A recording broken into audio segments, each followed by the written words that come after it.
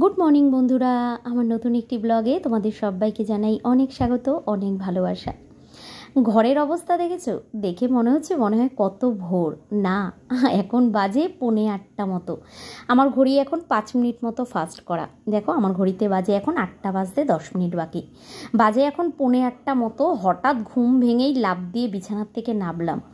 বাইরেটা হয়ে আছে পুরো মেঘলা, রোদ্দুর নেই, আর ঘর হয়ে আছে পুরো অন্ধকার। ঘর খুললাম, হয়তো তোমরা অনেকেই দেখেছো আমার ঘরে কিন্তু নতুন দরজা লাগিয়েছি। বলেছি না অনেক কিছু পরিবর্তন হয়েছে, একটা একটা করে দেখাবো। দরজা লাগিয়েছি ঘরে, তো দরজাটা খুলে বাইরের দিকে যেই এসছি দেখি ঘরটা পুরো অন্ধকার। লাইটটা জ্বালিয়ে নিলাম, আর বাইরেটাও মেঘলা মেঘলা, ওয়েদারটাও বেশ ঠান্ডা। সাইকেলটা বার করলাম, দেখো বারান্দার মধ্যে সাইকেলটা রেখেছি। তো তোমাদের দাদাভাই নেই, তোমাদের দাদাভাই থাকলে রান্নাঘরের দিকে সাইকেলটা রাখি। তোমাদের দাদাভাই নেই, দুদিন ধরে ও কাজের সাইডে আছে সিঙ্গুরে। তো সেই কারণে কালকে বারান্দার ওই জায়গাটাতেই সাইকেলটাকে রেখেছিলাম। গতকালকে তোমরা অনেকে কমেন্ট করেছো, সবার কমেন্ট আমি চেক করেছি। তো তোমরা খুব খুশি হয়েছো আমি আবার ভিডিও পোস্ট করছি দেখে। সত্যি এই সব বলি না, এই ভালোবাসার কোনো দাম দেওয়া যাবে না। এইগুলো হচ্ছে নিঃস্বার্থ ভালোবাসা। যাই হোক, দেখো সাইকেলটা বার করে দিলাম, আর সাথে সাথে একটা বড় পেটি ছিল। তো এই পেটিটা তোমাদের দাদাভাই টাইম পাচ্ছে না, কিসের পেটি সেটা তোমাদের কালকে দেখাবো, ঠিক আছে? তো ওই পেটিটা আমার বাংকারের ওপরে তুলতে হবে, কারণ পেটিটাকে ফেলা যাবে না, পেটিটা রাখতে হবে। কোনো জিনিস যেটা ঘরে এনেছি ওটা যদি কোনো সমস্যা হয় তাহলে ওই পেটিটা আমাদের দরকার। আর পেটিটা যদিও বা আমার একদম বাংকারে তোলার ইচ্ছে নেই, কারণ আমার ঘরে তো নতুন সদস্যের উৎপাত আরম্ভ হয়েছে, ইঁদুর। তো সেই ভয়ে আমার বাংকারের ওপরে পেটিটা তোলার একটু ইচ্ছে নেই, জানো তো। এই দেখো দরজাটা বন্ধ করে দিলাম। তো দরজাটা কেমন হয়েছে তোমরা কিন্তু কমেন্ট করে সবাই জানাবে, ঠিক আছে? এই যে দরজার ওপরে যে সানমাইকারটা লাগানো, তো তোমাদের দাদাভাই পছন্দ করে নিয়ে এসছে। আমি তো যেতে পারিনি, তোমাদের দাদাভাই নিয়ে এসছে। বাইরের দিকটা একরকম সানমাইকার দিয়েছি, আর পেছনে ভেতর দিক থেকে আরেক রকম দেখা যাবে। কিন্তু খারাপ হয়নি, ভালোই হয়েছে, আমার বেশ পছন্দই হয়েছে। তবে দুটো দরজা লাগাতে পারিনি, একটা দরজাই লাগিয়েছি। করব যখন একটা একটা করেই করব। ঘরের মধ্যে তো সবই কাজ মোটামুটি হয়েছিল, দরজা দুটোই বাকি ছিল। তো তোমরা অনেকে কমেন্ট করে এর আগে বলেছিলে যে পম্পা দরজা লাগাবে, তখন তোমাদের বলেছিলাম না লাগাবো, সবই একটু ধৈর্য ধরলে আস্তে আস্তে সব কিছুই হবে। আর সত্যি কথা বলতে আমরা তো মোটামুটি ধরো কিছু ধার দেনা শোধ করেছি, তো অনেক কিছুই টুকিটাকি করেছি। হ্যাঁ সত্যি অনেক কিছু টুকিটাকি করেছি, ঠাকুরের আশীর্বাদে তোমাদের দাদাভাইয়ের কাজকর্মটাও ঠিকঠাক হচ্ছে। ওর কাজকর্ম ঠিকঠাক হলে তো আমার আর চিন্তা থাকে না, সব কিছুই হয়ে যায়। তো যাই হোক, এই দিকে সামনের দরজাটা লাগাইনি, শুধু ঘরেরটাই লাগিয়েছি। এর পরের বার চেষ্টা করব যে শীত পড়ার আগে বারান্দার দরজাটা লাগাবো। সকালবেলা বাসি ঘরটা ঝাঁট দিয়ে নিলাম। মেয়ে গুলু এখনও ঘুমাচ্ছে। হ্যাঁ, গুলু আছে প্রায় আজকে 6-7 দিন আমাদের বাড়িতে, গরমের ছুটি পড়েছে, তো কটা দিন আমাদের বাড়িতে থাকবে। গতকালকে এই ভিডিওতে তোমাদের বলেছিলাম সিঁড়িটা তোমাদের দেখাবো। এই দেখো সিঁড়ি কিন্তু আমার লাগানো হয়ে গেছে, সিঁড়িটা লাগানো হয়ে গেছে। আগের দিন তো তোমাদের সেই বললাম না, ভিডিওটা আগের ছিল। তো সিঁড়িটা বসানো হয়ে গেছে। দেখো এখানে একটা টিনের সেটও করা হয়েছে, সেটা তোমাদের পরে আমি দেখাচ্ছি ভালো করে। এখানে একটা টিনের সেটও করা হয়েছে। আমার এই জুতোর র্যাকটা থাকে, তারপরে এই চেয়ারটাকেও ঘরের বাইরে করে দিয়েছি, কারণ তোমাদের দাদাভাইও এখন ঘরে শোয়, ঘরের নিচটাতে শোয়। তো সেই কারণে চেয়ারটাও বাইরে করে দিয়েছি। এখানে টিনের সেটটা জায়াবু করে দিয়েছে। আর এই জায়গাটাও আমার বেশ বড় সড়ো হয়েছে। দেখো সিঁড়িটা কিন্তু এখন আমাদের একদম চাপিয়ে করেছি। আগে কিন্তু বাঁশের সিঁড়িটা যে ছিল ওটা অনেকটা আমাদের এই দিকে ছিল, আর এইবার একদম সিঁড়িটা আমার জায়ের ঘরের দিকে, যতটা আমাদের জমি আছে একদম চাপিয়ে করেছি। তো সেই কারণেই এইখানের জায়গাটা কিন্তু অনেকটা বড় হয়েছে। আর দেখো ওই যে পেটিটা রেখেছি, ওই পেটির নিচে না একটা গেট আছে, ডবল ডোরের একটা গ্রিল আছে। তো ওই গ্রিলটাও আমার সামনের দিকে লাগানোর ইচ্ছে আছে। তো দেখি এর মধ্যেই মিস্ত্রিকে ডাকবো। তো ওই গেটটাও ওই যে সামনে দেখতে পাচ্ছ ওখানে লাগানোর ইচ্ছে আছে, কারণ এই যে রাত্রিবেলায় কুকুর টুকুর উঠে যায়, তারপরে এই যে সাইকেলটাকে টেনে ঘরে তুলতে হয়, তো সেটা আর করতে হবে না। এই সামনেটা দিয়ে যদি গেটটাকে লাগিয়ে দিই, ব্যাস এইখানটাও পুরো আমার একদম আটকানো হয়ে গেল। তাহলে রাত্রিবেলায় বাইরে কোনো জিনিস টিনিস থাকলেও আমার আর কোনো অসুবিধা হবে না, গেটটা তালা দেওয়া থাকবে। একটু রাজমিস্ত্রিকেও ডাকতে হবে, আবার গ্রিলের মিস্ত্রিকেও ডাকতে হবে। তবে দেখো এই যে আমাদের লোহার সিঁড়িটা তো বসানো হয়েছে, সিঁড়িটা কিন্তু এখনও রং করা হয়নি। তোমাদের দাদাভাই একজন লেবার খুঁজছে, কারণ তোমাদের দাদাভাই প্রথম বলেছিল ও ঘষে মেজে এটাকে করে দেবে, কিন্তু ও যেহেতু এখন কাজে ব্যস্ত, একদমই সময় দিতে পারছে না, সেই কারণে প্রায় ধরো 10 দিন মতো গ্রিলটা পড়েই আছে, মানে সিঁড়িটা পড়েই আছে, এখনও রং করা হয়নি। তো তোমাদের দাদাভাইকে প্রত্যেক দিনই আমি বলি যে একটা লোক দেখো, কারণ এই বর্ষার জল যদি লেগে যায় না তো খুব তাড়াতাড়ি সিঁড়িটা নষ্ট হয়ে যাবে। একটু প্রাইমার করে যদি কালো রং করে দেওয়া যায় তাহলে অনেক দিন টিকবে, কারণ আমাদের বাড়ির আশেপাশে যত আমি দেখেছি লোহার গ্রিল লাগানো আছে, মানে সিঁড়ি লাগানো আছে, সবার কিন্তু বেশ রং করা অনেক বছর ধরে রয়েছে, কিছুই হয় না। তো তোমাদের দাদাভাইকেও আমি বলছি যে আমাদের ওইটাও করতে হবে, তো লোক পাচ্ছি না, দেখা যাক লোক পেলেই ওটাও করিয়ে দেব। এখানে ঘরে চলে এসেছি, বাইরেটাকেও একটু সুন্দর করে ঝাড় দিয়ে নিলাম, কারণ কালকে রাত্রিবেলায় হয়েছিল একটু হালকা পাতলা ঝড় আর একটু হালকা ফুলকা বৃষ্টি হয়েছিল, সেই কারণেই আজকের সকালবেলার ওয়েদারটা এত সুন্দর। আর সকালবেলায় ওয়েদার সুন্দর থাকলে কাজেরও একটা বেশ এনার্জি লাগে, তো এদিকে কাজগুলোতেও হাত দিয়ে দিয়েছি। তো দেখো এখানে একটা ডিম সেদ্ধ বসালাম আমার জন্য, আর ওদিকে বাসন আছে অনেকগুলো, তো বাসনগুলোকেও সব মেজে ঘষে পরিষ্কার করে নিলাম। ডিম আমার সেদ্ধ হয়ে গেছে। এখন সকালবেলা ঘুম থেকে উঠেই এত খিদে পেয়ে যায়, কি বলবো তোমাদের। সকালবেলা মোটামুটি এদিকের একটু কাজ সারতে সারতেই আগে একটুখানি খেয়ে নিই, খেয়ে দিয়ে তারপরে আবার বাদবাকি কাজ যেগুলো থাকে সেগুলো করি, কারণ এখন আর খিদেগুলো সহ্য করতে পারি না। তো দেখো এখানে অনেকগুলো বাসন ছিল, কালকে দুপুরবেলা খাওয়া দাওয়া করেছিলাম, আমি মেয়ে গুলু 3 জন আছি। দুপুরবেলা খাওয়া দাওয়া করেছিলাম, সন্ধেবেলার কিছু টিফিনের বাসন ছিল, তো সব মিলিয়ে মিশিয়ে এক গামলা প্রায় বাসন, সব বাসন কোসন ধুয়ে রান্নাঘরটা এখন পরিষ্কার করে নেব। এদিকে আমার ডিমটাও সেদ্ধ হয়ে গেছে, আর ওদিকে মেয়ে গুলু এখনও কেউ ঘুম থেকে ওঠেনি, কারণ মেয়ে এখন প্রত্যেক দিনই রাত্রিবেলায় করে পড়ছে, প্রায় ধরো 1:30 2টো অবধি ও পড়ছে। আমরা শুয়ে পড়ি ঘরের দরজা টরজা বন্ধ করে, ও বারান্দায় বসে সোফার ওপরে বসে ওর মতো পড়ে। তো সামনেই তো আবার পরীক্ষা, কারণ এখন তো তোমরা জানো 12এরও সেমিস্টার ভাগ হয়ে গেছে, ফার্স্ট সেমিস্টারের পরীক্ষাই আছে ওর 3 মাস পর। তো সেই কারণে এইবার তো 12, বোঝোই কতটা চাপ দিয়ে পড়াশুনো করতে হবে, উচ্চ মাধ্যমিক পরীক্ষা সামনে। তো সেই কারণে ওকে আর পড়ার কথা এখন বলতে হয় না, দিনের বেলা টাইম পায় না বলে, টাইম পায় না না মানে গুলু আছে, কথাবার্তা, একটাই তো ঘর, সেইভাবে পড়তে পারে না। তো সেই কারণে এখন থেকেই ও রাত জেগে পড়ে। মোটামুটি ধরো 10:30টার মধ্যে আমাদের খাওয়া দাওয়া কমপ্লিট করে ফেলি, তারপরে মেয়ে পড়তে বসে, এই 11টা 11:15 নাগাদ পড়তে বসে, একদম রাত্রি 1:30 1:45 অবধিও পড়ে, তারপরে এসে শোয়, আর ভোরবেলা উঠতে পারে না। আমার মেয়ের এইটা আগাগোড়াই অভ্যেস, মানে রাত্রিবেলায় ও পড়তে পারবে জেগে, কিন্তু সকালবেলায় ওর কিছুতেই ঘুম ভাঙবে না। ঘুম থেকে উঠবে প্রায় 9:30 10:30, তখন আমিও আর ডাকি না, কারণ রাত্রিবেলার ঘুমটা তো ঠিকঠাক হয় না, যদি সকালটুকু একটু না ঘুমায় শরীর খারাপ হয়ে যাবে। আর এখন তো স্কুল সব ছুটি, স্কুলে তো যাওয়ার কোনো প্রশ্নই নেই, এখন তো গরমের ছুটি চলছে, তো এখন আর বাড়িতেই থাকে, কোনো অসুবিধা হয় না।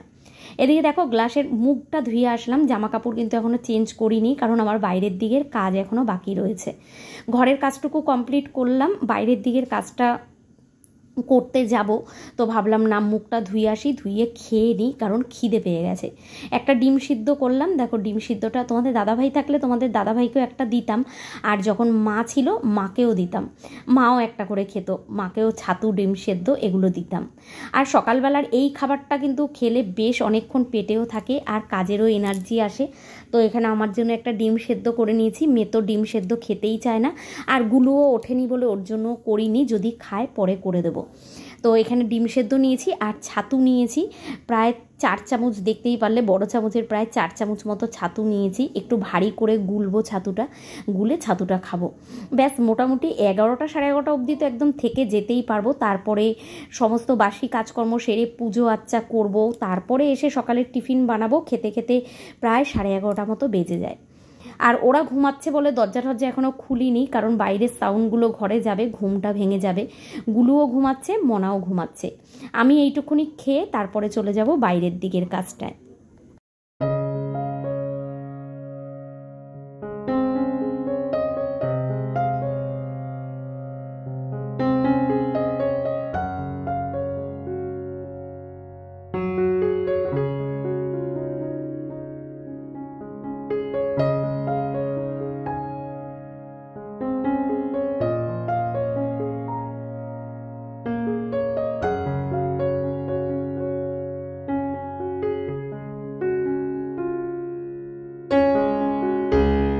একটুখানি সময় বসে থেকে দেখলাম ফোনটা একটুও চার্জ নেই, ফোনটা চার্জে বসিয়ে চলে আসলাম কলপারে।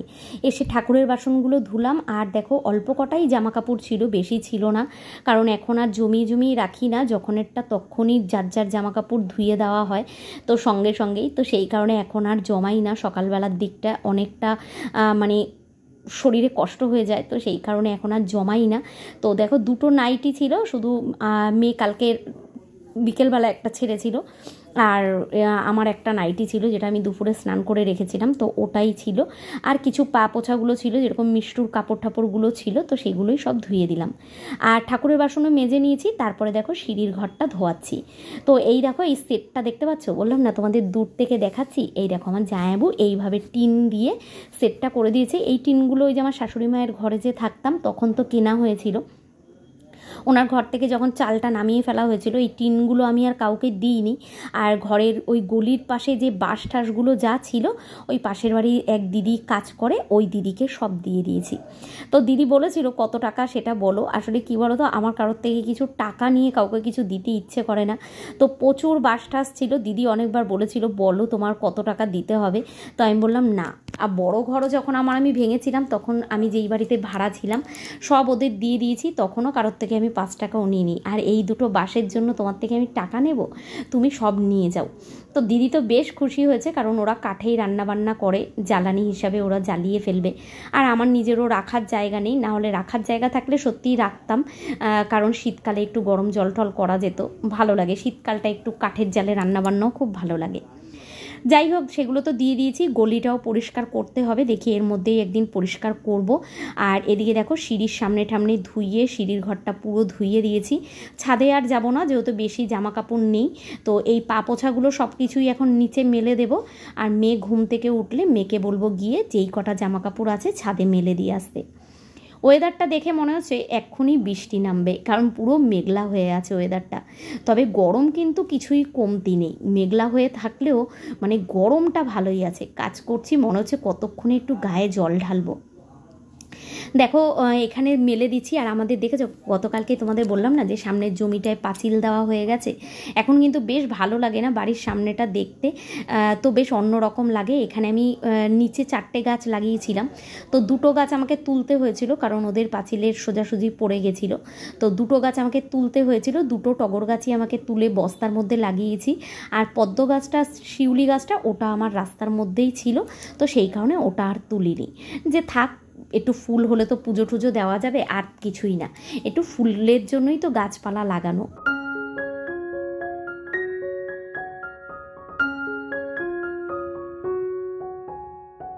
অনেক দিন বাদে যেহেতু ভিডিও শেয়ার করছি, তো ভাবলাম চলো কালকে তো তোমাদেরকে আর দেখানো হয়নি, আজকে আমার ঠাকুরঘরটা একটু তোমাদের দেখাই। পুজো করা হয়ে গেছে, ছাদে যা ফুল ছিল মেয়েকে বললাম, মেয়ে সব নিয়ে এসছে, আর জামা কাপড়গুলোও মেলে দিয়ে এসছে। মোটামুটি ছাদে যা ফুল ফোটে আমার প্রত্যেক দিনের পুজোটা হয়ে যায়। তো দেখো এই সপ্তাহে না মা লক্ষ্মীকে আমার মেয়ে শাড়ি পরিয়েছে, কি সুন্দর করে শাড়ি পরিয়েছে, তাই ভাবলাম তোমাদেরকে একবার দেখাই। সুন্দর বেশ শাড়িটা পরিয়েছে, দেখো 8 পেরে করে সুন্দর করে পরিয়েছে, কারণ এখন মেয়েই বৃহস্পতিবারটা পুজো দেয়, আমার আর দেওয়া হয় না, টাইমের জন্য আর হয়ে ওঠে না, মেয়েই দেয়। সারা সপ্তাহ আমি দিই, আর শুধু বৃহস্পতিবারটা মেয়ে পুজো করে। যাই হোক, দেখো এখানে সকালের টিফিন বানাতে এসেছি। সকালের টিফিনে আজ হবে গোলা রুটি। আজকে কিন্তু আর দুপুর অবধি মানে সেরকমভাবে তোমাদের সঙ্গে ভিডিও শেয়ার করতে পারিনি, আসলে অনেক দিন বাদে ভিডিও বানাচ্ছি, তো কী যে ভিডিও তুলবো আর কী যে তোমাদের দেখাবো এটা আমি নিজেই বুঝতে পারছি না। একটু আবার কটা দিন করতে করতে একটু অভ্যেস হয়ে যাবে। তো দেখো এখানে গোলা রুটি করছি পেঁয়াজ দিয়ে আর কাঁচা লঙ্কা দিয়ে, যদিও আমি এটা খাবো না, মেয়ে আর গুলুর জন্য করে দিলাম, কারণ আমার আবার চিনি দিয়ে গোলা রুটিটাই বেশি ভালো লাগে। ওদেরকে গোলা রুটি করে দিয়েছি, আর আমি খেয়েছি আম দিয়ে মুড়ি দিয়ে। উফ, গরমকালের বেস্ট খাবার। তারপরে সকালের খাওয়া দাওয়া মিটিয়েই দুপুরবেলা রান্নাবান্নার জোগাড় করতে নিয়েছি। আজ রান্না করব বিরিয়ানি, তো কারণ গুলু আজকে বাড়ি চলে যাবে, তো সেই কারণে ভাবছি যে একটু ভালো মন্দ কিছু রান্না করি। তো ভাবলাম যে চিকেন আর ভাত করার থেকে ভাবলাম একটু বিরিয়ানি করি। আর মেয়েটাও অনেক দিন ধরে বলছিল যে মা অনেক দিন বিরিয়ানি খাই না, সত্যি অনেক দিন করি না। সেই যে ভাইরা এসেছিলো, তোমাদের মনে আছে নাকি জানি না, আমাদের বাড়িতে ভাইকে খেতে বলেছিলাম, সেদিন বিরিয়ানি বানিয়েছিলাম, প্রায় ধরো 2 মাস 2.5 মাস আগে, তারপরে আর বানানোও হয়নি, আর বাইরের থেকেও খাওয়া হয়নি। তো ভাবলাম চলো একটু বিরিয়ানিই বানাই। তো এখানে চিকেনটা মেয়েই নিয়ে এসেছিলো, কারণ মেয়ে এখন অনেক বড় হয়ে গেছে, বাজার হাট সব কিছুই মেয়ে করতে পারে। চিকেন নিয়ে এসেছিলো, তো চিকেনটা ধুয়ে পরিষ্কার করে এখানে আমি দিলাম টক দই আর সমস্ত গুঁড়ো মশলা, নুন, সর্ষের তেল দিয়ে দেখো ভালো করে মাখিয়ে এখন মোটামুটি 1 ঘন্টা মতো রেখে দেব। এর মাঝখানেই আমি তারপরে সব বিরিয়ানির যা যা লাগে সব গুছিয়ে নেব। আর শুধু বিরিয়ানি খেতে আমার একদম ভালো লাগে না, চিকেন বিরিয়ানিই করব, কিন্তু তার সঙ্গে একটু গ্রেভি আইটেম কিছু না থাকলে না আমার ভালো লাগে না, মানে শুকনো বিরিয়ানিটা আমি খেতে পারি না। এখানে দেখো অনেকটা পেঁয়াজ কুচি, টমেটো কুচি করে নিয়েছি, আদা রসুন বাটা, আর এখানে 6টা মতো ডিম সেদ্ধ করেছি, চাল ভিজিয়ে রেখেছিলাম, চালটাও ধুয়ে পরিষ্কার করে নিয়েছি। আর ওদিকে বিরিয়ানিতে দেবো আলু, তো সেই কারণে প্রথমেই দেখতে পারলে আলুটা কিন্তু আমি একটু ফুড কালার দিয়ে সেদ্ধ করে নিয়েছিলাম। মাঝখানে ভুলেই গেছি যে আমি ভিডিও আরম্ভ করেছি। বিরিয়ানি রান্না করে রান্নাঘরটার পরিষ্কার করে ঘরদোর মুছে স্নান করে এসে মেয়েকে গুলুকে খাবারও বেড়ে দিয়েছি, ওরা খাওয়াও আরম্ভ করে দিয়েছে।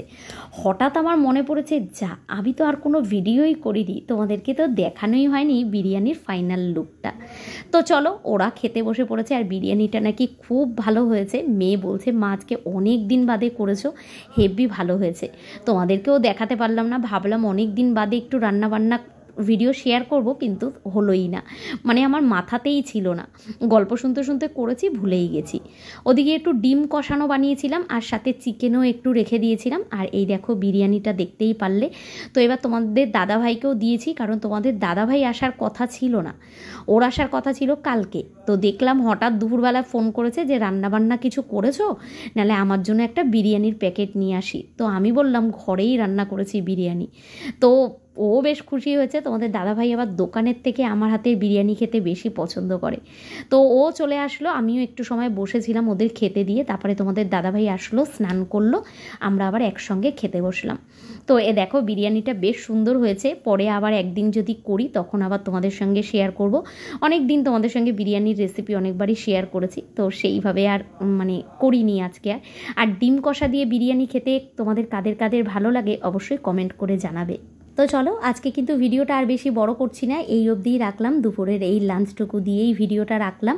আবার দেখা হচ্ছে আগামীকাল নতুন সকাল নতুন একটা ভিডিওর সঙ্গে। সবাই তোমরা ভালো থেকো, সুস্থ থেকো, আর এইভাবেই আমার পাশে থেকো। তো তোমরা পাশে না থাকলে সত্যিই হয়তো এইখানে এই জায়গায় জার্নি করা খুবই মুশকিল। চলো, আবার দেখা হচ্ছে কিন্তু আগামীকাল। আজকের মতো টাটা।